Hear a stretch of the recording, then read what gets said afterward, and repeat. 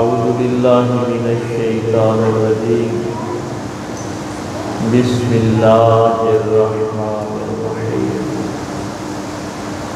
ان الذین آمنوا وعملوا الصالحات سیجعل لهم الرحمن ودا آمنت باللہ صدق اللہ العظیم۔ اللہ رب العزت کی حمد و ثنا کے بعد اور پاک پیغمبر صلی اللہ علیہ وآلہ وسلم پہ ہدیہ درود و سلام پیش کرنے کے بعد نہایت واجب الاحترام حضور صاحبزادہ محمد رفیق صاحب، صاحبزادہ محمد آفتاب صاحب، صوفی محمد اقبال صاحب، بھائی نبی احمد صاحب، اس مسجد کے امام اور خطیب بھائی لیاقت صاحب، دیگر معزز علماء، سامعین، بزرگوں، دوستوں، عزیز بھائیوں، یہ سالانہ عرس مبارک کی تقریب ہے اور یہ اہل دین اور قبلہ عالم سے محبت کرنے والے جتنے بھی احباب ہیں وہ اس محفل کا اہتمام کرتے ہیں۔ میں نے یہ سورہ مریم کی تقریباً یہ 96 نمبر آیت ہے، 96 نمبر آخری رکوع ہے سورہ مریم کا، وہاں پہ آپ دیکھ سکتے ہیں۔ میں یہ سوچ رہا تھا کہ آپ حضرات یہ جو 5 سال ہو گئے تقریباً حضرت صاحب کو اس دنیا سے رخصت ہوئے، تو آپ اپنا پیسہ بھی وقت بھی خرچ کرتے ہیں، اپنی محبت کا اظہار کرتے ہیں، تو آخر اس کی کوئی وجہ تو ہوگی۔ لوگ تو 2 سال کے بعد اپنے ماں باپ کی قبریں بھول جاتے ہیں۔ تو یہ آیت میرے سامنے آ گئی۔ اللہ تعالیٰ فرماتا ہے کہ بے شک ان الذین آمنوا وعملوا الصالحات، اگر سمجھ آتی جائے گی تو جواب دیتے جانا، پھر ہم آگے چلیں گے، ورنہ چھوڑ دیں گے۔ جو لوگ ایمان لائے اور انہوں نے عمل صالح کیے، سَيَجْعَلُ لَهُ الرَّحْمَنُ وُدًّا، تو رحمان لوگوں کے دلوں میں ان کی محبت ڈال دیتا۔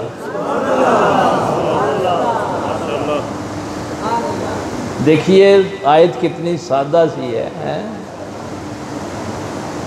حالانکہ قرآن کریم میں کئی جگہ مودت مانگی بھی گئی ہے، آپ سے مطالبہ کیا گیا ہے۔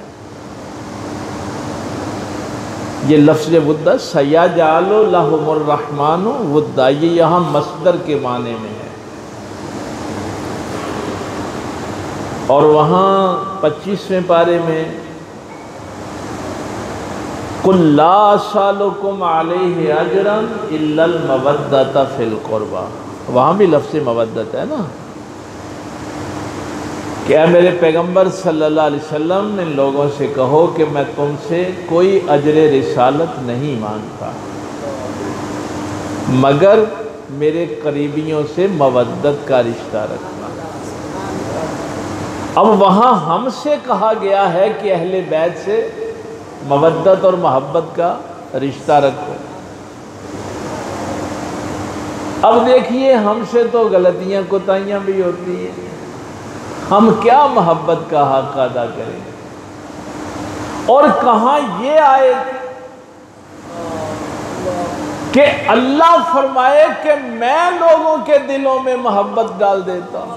نعرہ تکبیر، نعرہ رسالت، نعرہ حیدری، حضور قبلہ عالم، آستانہ عالیہ ننگر شریف۔ شرط کیا ہے کہ جو بھی کوئی ایمان لائے اور عمل صالح کرے۔ پہلے تو اس آیت میں سے یہ چیز اخذ کرنی ہے، اکثر میں نا لوگوں سے یہ بات سنتا رہتا ہوں، وہ جی نماز بھی پڑھی دیے، صدقہ خیرات بھی بڑا کرید ہے، پر پتہ نہیں پریشانیاں جان ہی نہیں چھڑ دی ہیں۔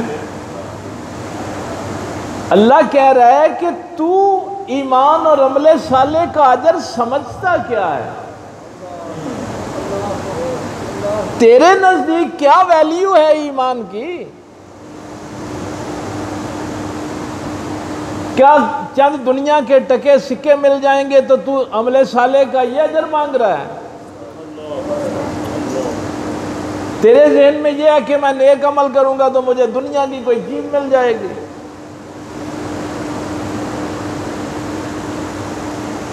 آج چونکہ آیت کا آخری حصہ ہم نے سمجھنا ہے، ورنہ ایمان اور عمل صالح پہ بھی گفتگو لمبی ہو سکتی ہے۔ ایمان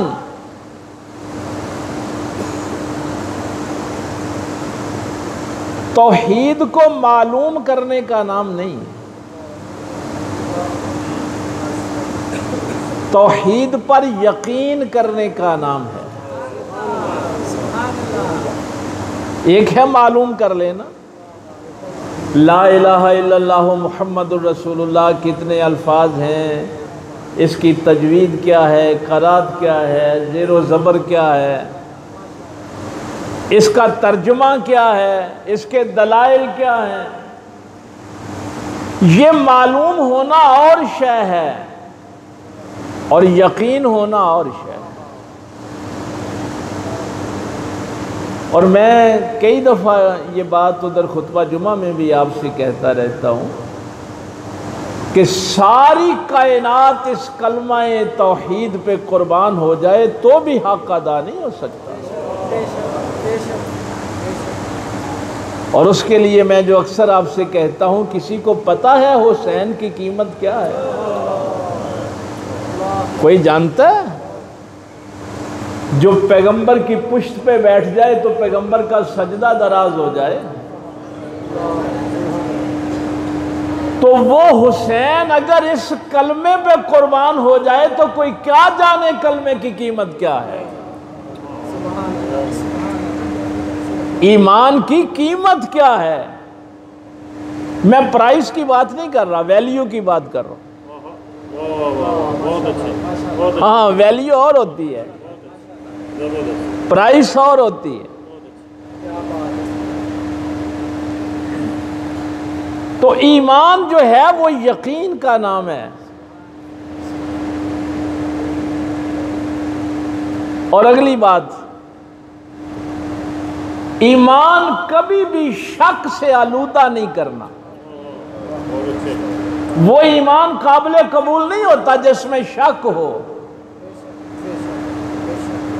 ہماری جو صورتحال ہے نا اس وقت مسلمانوں کی، یہاں مصیبت ہی یہی ہے کہ ہمیں اب اللہ کے وعدوں پہ یقین نہیں ہے،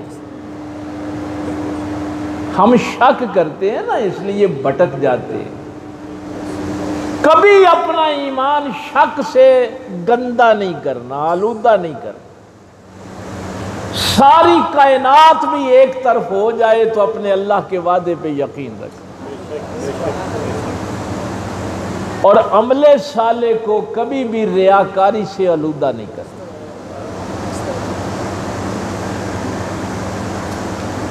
دیکھیے آپ کتنے کوشش کے ساتھ اس محفل کا اہتمام کرتے ہیں، لیکن اگر تھوڑی سی بھی، کیونکہ ریاکاری شرک ہے، شرک اصغر ہے، جس بھی نیک کام میں ریاکاری آ گئی، شرک آ گیا، اس کی اللہ کی بارگاہ میں ویلیو نہیں ہے، اس کی کوئی قدر و قیمت نہیں ہے۔ لوگ کیا کہیں گے؟ جو جی چاہے کہیں۔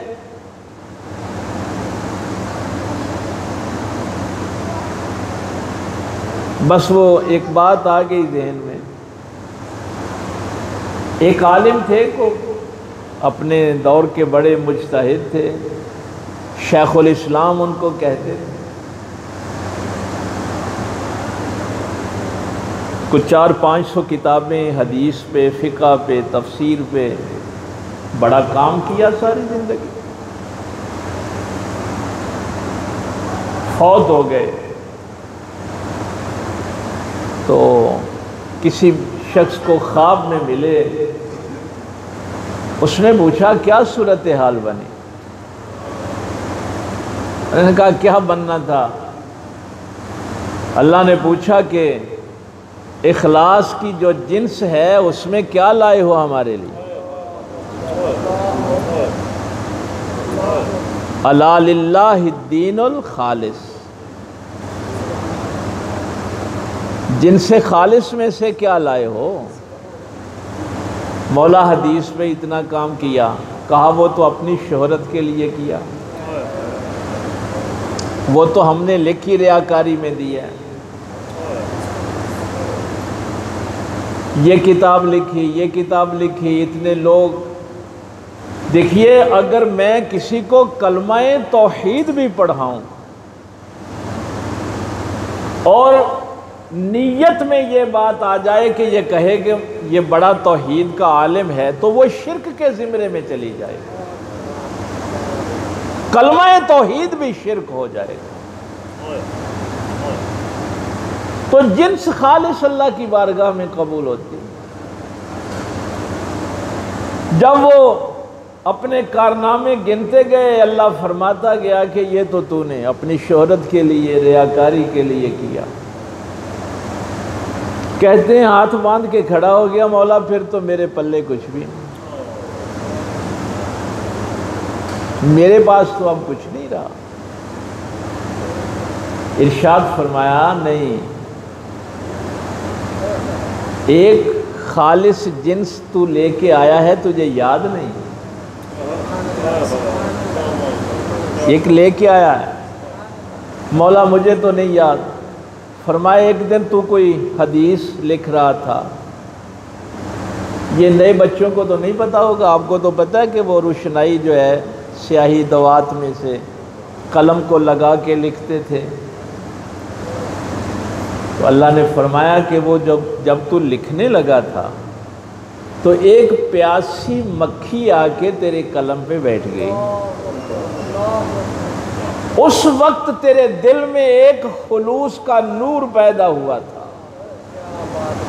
اور تو نے اپنی قلم روک لی کہ یہ پیاسی مکھی جی بھر کے سیاہی پی لے تاکہ اس کی پیاس بجھ جائے. وہ تو نے عمل خالص ہمارے لیے کیا تھا، کیوں بھول گیا ہے؟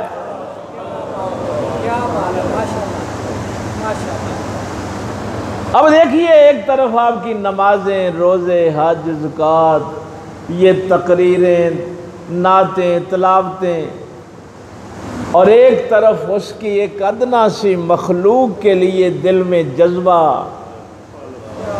وہ ساری عبادتیں، اعمال ضائع ہو گئے اور یہ خالص اس کے لیے کیا ہوا کام جو ہے وہ کامیاب ہو گیا. اس لیے کبھی بھی اپنے عمل کو ریاکاری سے آلودہ نہیں کرنا. لوگ کیا کہیں گے؟ کہیں جو کہنا کہیں. کام جو بھی کریں، چھوٹا کریں، بڑا کریں، اللہ کی رضا کے لیے کریں. وہ مشہور ہمارے حضرت صاحب قبلہ بھی ایک بات سنایا کرتے تھے، جن کا عرس مبارک ہے، کہ حضرت باجید بستامی رحمہ اللہ گزر رہے تھے تو ایک قبر پہ مراقبے کے لیے بیٹھ گئے. تو صاحب قبر سے پوچھا کہ سناؤ کیا معاملہ ہوا؟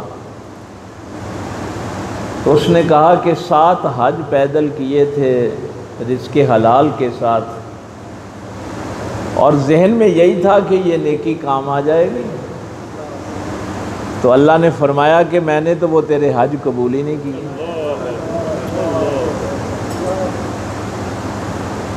تو کہا کہ اب میں نے کہا مولا کریم میرے پاس تو کچھ نہیں باقی بچا. تو اس موقع پہ بھی حضرت صاحب یہ بات سنایا کرتے تھے کہ اللہ تعالیٰ نے فرمایا کہ نہیں، ایک نیکی تو لے کے آیا ہے. ایک دن تو راستے پہ چل رہا تھا، اکیلا تھا، تجھے کوئی دیکھ نہیں رہا تھا، تو تو نے ایک پتھر راستے سے ہٹا دیا کہ کسی بندے کو تکلیف نہ پہنچے. وہ کام تو نے میرے لیے کیا تھا. تو اب ذرا میں جن سے خالص کی بات کر رہا ہوں، آپ کیا سمجھے؟ ایمان اور عمل صالح اگر ان میں اخلاص ہو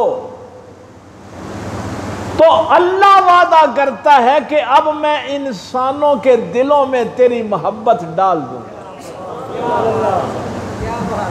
وہ علیم ہے، خبیر ہے، عالم ہے، حکیم ہے.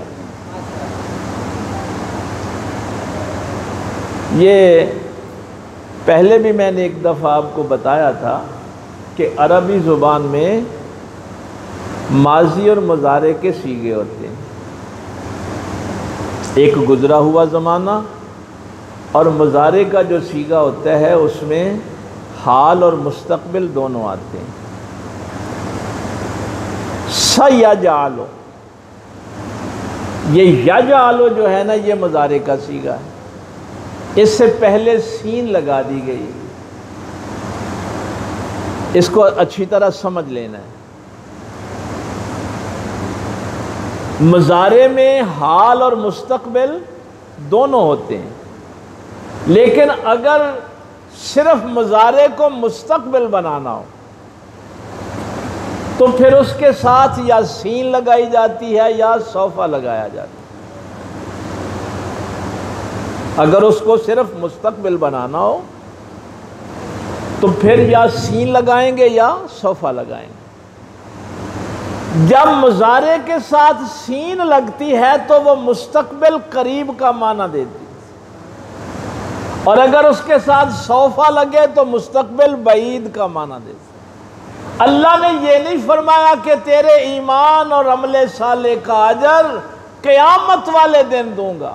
سین لگایا سَيَجْعَلُ، ان قریب ہم لوگوں کے دلوں میں تیری محبت ڈال دیں.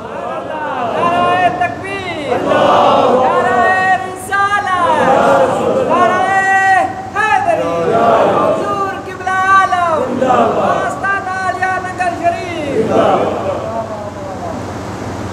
اچھا یہاں بھی ایک تو یہ ہے کہ ویلیو دیکھیں ایمان کی اور عمل صالح کی. یہ تو ویلیو بتائی نا. اب یہاں پہ یہ بھی نہیں فرمایا کہ ہم ایمان والوں کے دلوں میں محبت ڈالیں گے. ویسے یہ لفظ ود جو ہے نا، وہ جو پہلی آیت میں نے آپ کو سنائی ہے 25ویں پارے میں، إِلَّا الْمَوَدَّةَ فِي الْقُرْبَى، یہاں ہے سَيَجْعَلُ لَهُمُ الرَّحْمَنُ وُدًّا. تو یہاں گرامر کے اعتبار سے معنی یہ نہیں ہوتا کہ ہم محبت ڈالتے ہیں. ود کا جب مصدر کا معنی آتا ہے تو پھر اس کا معنی عربی میں یہ ہوتا ہے کہ ہم محبت کے چشمے جاری کر دیتے ہیں لوگوں کے دلوں میں. آب حیات کے چشمے جاری کر دیتے ہیں. آب حیات سمجھتے ہیں نا، اور دل زندہ ہو جاتے ہیں اس بندہ مومن کی محبت جس دل میں آ جاتی ہے. اب محبت کس نے ڈالنی ہے؟ اللہ نے، رحمان نے ڈالنی ہے، تو وہ ہر دل میں ڈال دے گا. او بھائی ننگل شریف میں بھی لوگ رہتے ہیں، کالے چک میں بھی، یہ جو قریبی لوگ تھے کیا سب کے دل میں محبت ڈال دی ہیں؟ سب کے دل میں ڈالی ہے؟ نہیں.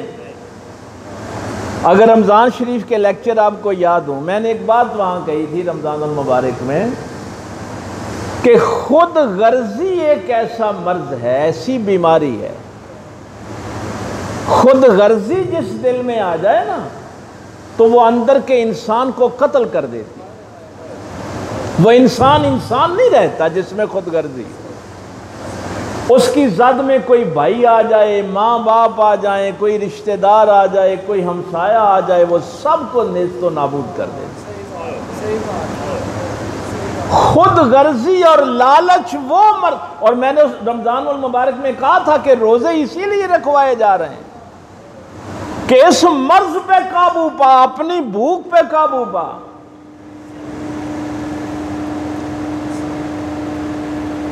جس دل میں خود غرضی ہو وہ نیک نہیں ہو سکتا۔ کیوں؟ وہ انسان ہی نہیں رہتا، ساری اخلاقی اقدار کا جتنا بھی شجرہ ہے وہ برباد ہو جاتا ہے۔ یہ بڑی لمبی گفتگو ہے جو میں سمیٹ کے چند جملوں میں آپ کے سامنے رکھ رہا ہوں۔ اب اللہ نے جب اپنے بندے کی محبت کسی کے دل میں ڈالنی ہوتی ہے تو وہ کسی خود غرض کے دل میں محبت نہیں ڈالتا، اس لیے کہ وہ انسان ہی نہیں ہوتا۔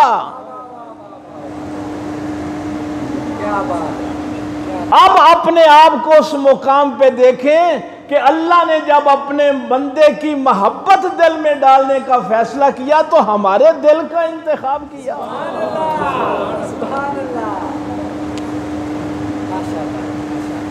اس کیفیت کو تو ذرا دیکھیں، اپنے دل کی ذرا اس کیفیت کو تو دیکھیں کہ اللہ اپنے کسی بندے کی محبت کسی کے دل میں ڈال دے۔ اور یہاں یہ نہیں کہا کہ ہم مسلمانوں کے دلوں میں ڈالتے ہیں، مومنوں کے دلوں میں نہیں، کوئی بھی لطیف دل ہو، درد والا دل ہو، وہ کسی عیسائی کا ہو، کسی ہندو کا ہو، کسی مسلمان کا دل خود غرض ہے تو اس میں محبت رسول نہیں ہوتی، محبت علی نہیں ہوتی، حسین کی محبت اس دل میں نہیں ہوتی، اللہ کے ولی کی محبت بھی نہیں ہوتی۔ کئی دفعہ لوگ پوچھتے ہیں تو ہم ان سے یہی کہتے ہیں کہ ہم تو ولیوں کو پہچانتے ہی دل کی محبت سے ہیں۔ بھائی قرآن نے یہ معیار دیا ہے نا، یہ قرآن کریم نے معیار دیا ہے۔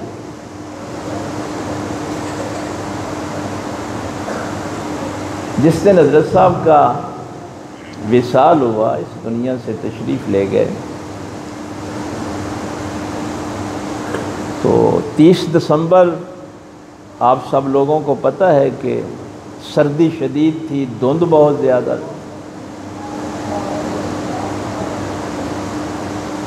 تو جب وہ ایمبولینس آئی آپ کے جسد خاکی کو لے کے، تو میں جب گیٹ کھولنے کے لیے گیا تو گیٹ کے ساتھ جو سب سے پہلے لوگ کھڑے تھے نا، وہ ہمارے گاؤں کے عیسائیوں کے بچے اور عورتیں کھڑی تھیں۔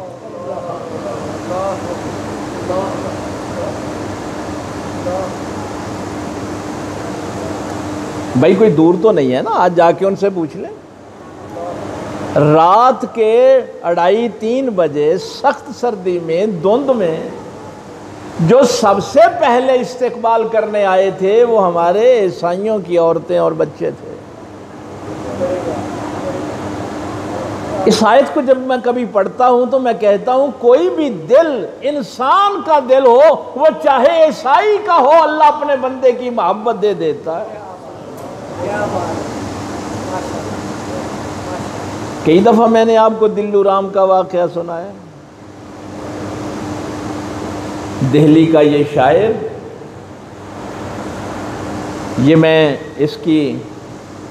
اس کا نتیجہ جو ہے وہ بھی آپ کو بتانے لگا ہوں نا کہ یہ اپنے نیک بندوں کی محبت کی آب حیات جس دل میں آتی ہے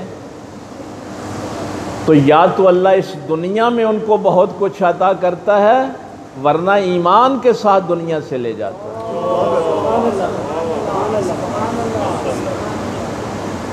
ایمان کے ساتھ۔ اور یہ دلو رام بھی جب فوت ہوا تو عیسائیوں وہ ہندوؤں نے لکڑیاں اکٹھی کی کہ اس کو جلاتے ہیں، لیکن آپ وہ نقوش جو ہے سیرت کی کتاب وہ اس کو دیکھیں۔ میں نے تفسیر نعیمی میں یہ واقعہ پڑھا تھا، مفتی احمد یار خان صاحب نے تفسیر نعیمی میں اس کو لکھا، تاریخ ہند میں اس کو لکھا گیا، بہت سی کتابیں کہ بہت زور لگایا لیکن اس کی ڈیڈ باڈی کو آگ نہیں چھوتی تھی، لکڑیاں بسم ہو جاتی، ختم ہو جاتی، وہ بالکل صحیح و سلامت۔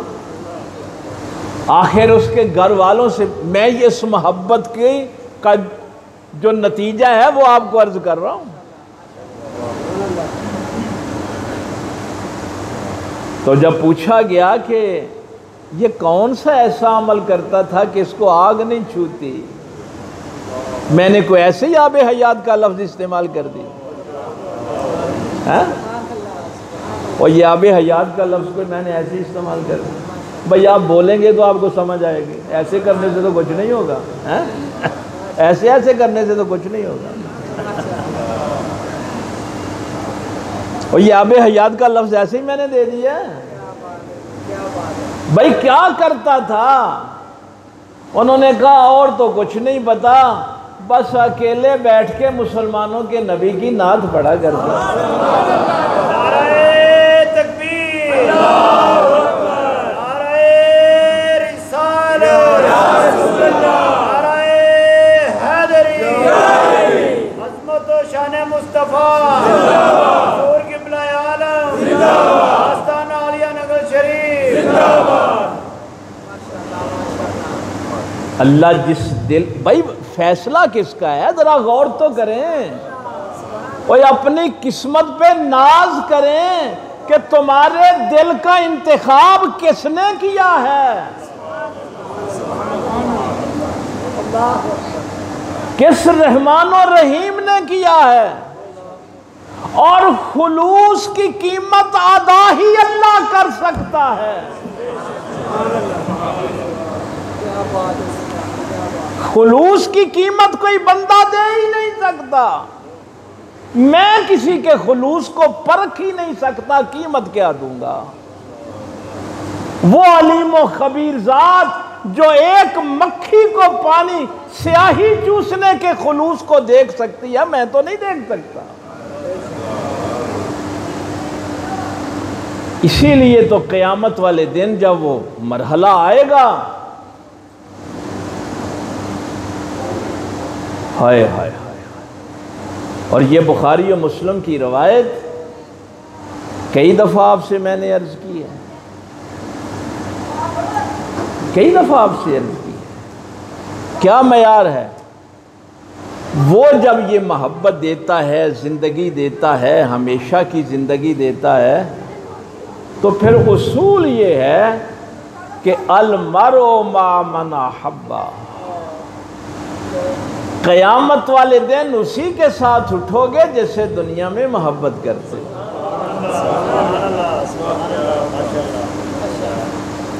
وسیم صاحب ابھی بھی ایسے ایسے کہ بھائی زبان سے بولیں گے تو کو پتہ چلے گا نا، ایسے ایسے کرنے سے کیا ہوتا ہے؟ اور یہ تو وجد والی باتیں ہیں،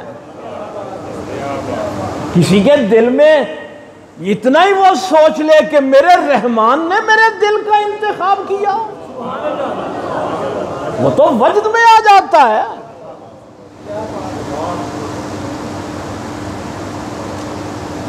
یہ تو عموم کی بات ہے، آیت عموم میں ہے، سورہ مریم کی آیت ہے، 16ویں پارے کے آخری رکوع میں 96 نمبر آیت ہے، ان الذین آمنوا وعملوا الصالحات، وہ لوگ جو ایمان لائے اور انہوں نے عمل صالح کیے، سَيَجْعَلُ لَهُمُ الرَّحْمَنُ وُدًّا، ان قریب رحمان لوگوں کے دلوں میں ان کی مودت کے چشمے جاری کر دے گا۔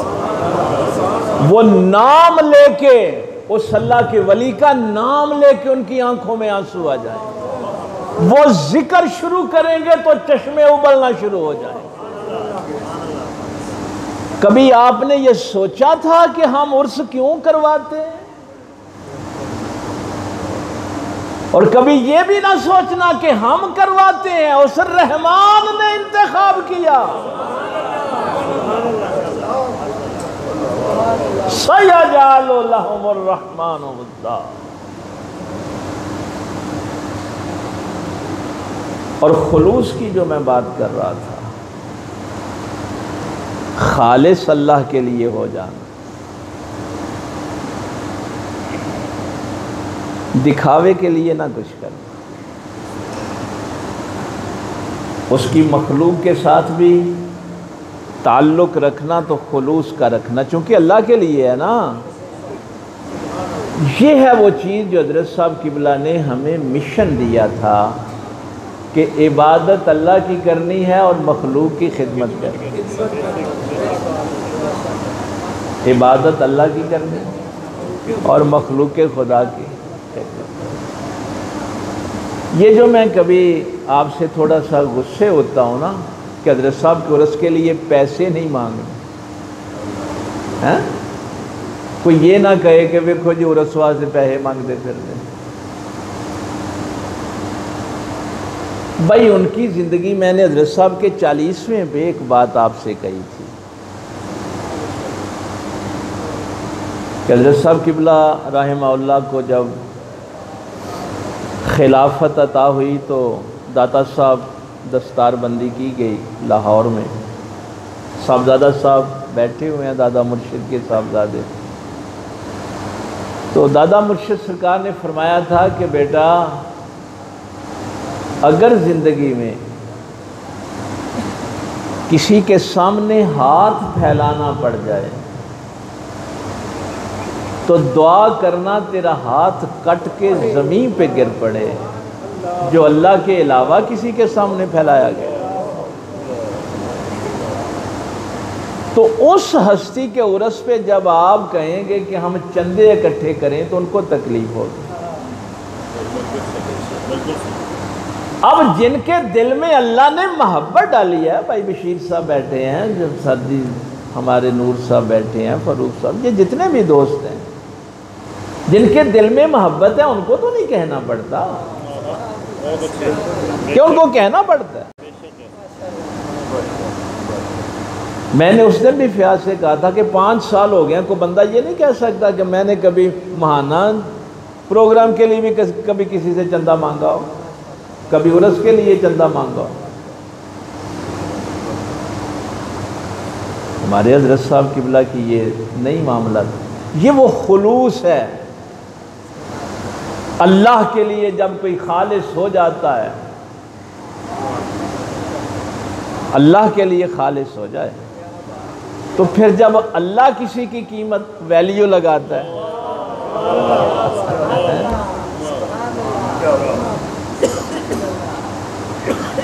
مجھے بڑا یاد ہے جب حضور داتا صاحب رحمہ اللہ مزار اقدس پہ بم دھماکہ ہوا نا، کافی لوگوں کی جانیں چلی گئیں، تو ایک پروگرام ہوا ادھر لاہور میں، تو کچھ ہمارے علماء نے کہا کہ دیکھو اب تو بڑا تھریٹ آ گیا ہے، پتہ نہیں اب درباروں کا کیا بنے گا، یہاں پہ بم دھماکے شروع ہو گئے، اور پھر آپ کو پتہ ہے وہاں انہوں نے وہ بڑے بار سیکورٹی کے میئرز لیے اور تلاشیاں، اور لوگوں کا بڑا جانا مشکل ہو گیا۔ تو میں نے وہاں اس وقت بھی ایک بات کہی تھی، میں نے کہا جس دل میں اللہ ولی کی محبت ڈال دے وہ کون نکال سکتا ہے؟ فَاذْكُرُونِي أَذْكُرْكُمْ۔ اور اب اللہ سے کوئی اور والا ہوگا تو ان کا ذکر روکے گا۔ نعرہ تکبیر، نعرہ رسالت۔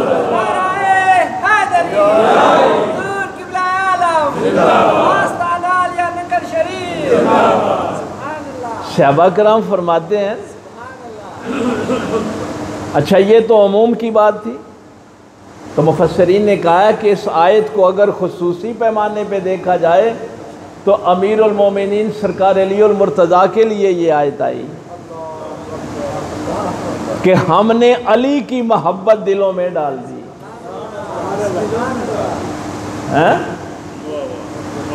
اگر اس کو مخصوص کریں گے تو امیر المومنین کے لیے کریں گے، عموم میں تمام مومنین آئیں گے۔ تو صحابہ کرام فرماتے ہیں کہ ہم منافق کو ذکر علی سے پہچانتے ہیں۔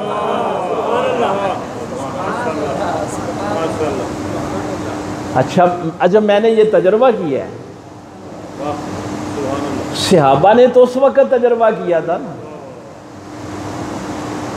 میں نے حضرت صاحب کے مثال پہ کیا، وہ عیسائی عورتیں بچے مرد رو رہے تھے، ہمارے باپ، ان کو یہ کہنا نہیں پڑ رہا تھا کہ ہمارے دل میں ان کے لیے محبت ہے یا یہ ہمارے ساتھ محبت کرتے تھے، اور وہ جو ساری زندگی حضرت صاحب کی مخالفت کرتے رہے، وہ کھڑے ہو کے کہتے تھے ہمیں بھی حضرت صاحب سے محبت ہے، ہمیں بھی محبت ہے، ہمارے ساتھ بھی بڑی محبت کرتے تھے۔ ایسے ہی جیسے صحابہ فرماتے ہیں جس کے دل میں محبت اللہ نے ڈالی ہوتی تھی اس کا تو دل علی کے ذکر سے ویسے ہی روشن ہو جاتا تھا، اور جن کے دل میں نفرت ان کو کہنا پڑتا تھا ہمیں بھی علی سے محبت ہے،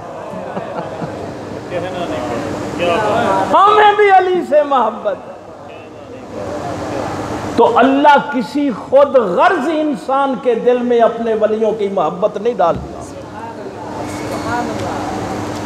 اگر آپ یہ چاہتے ہیں کہ اللہ آپ کے دل کا انتخاب کرے، اس کے لیے ضروری ہے کہ لالچ اور خود غرضی دل سے نکال، اور وہ شخص اللہ کے سامنے سجدہ شکر ادا کرے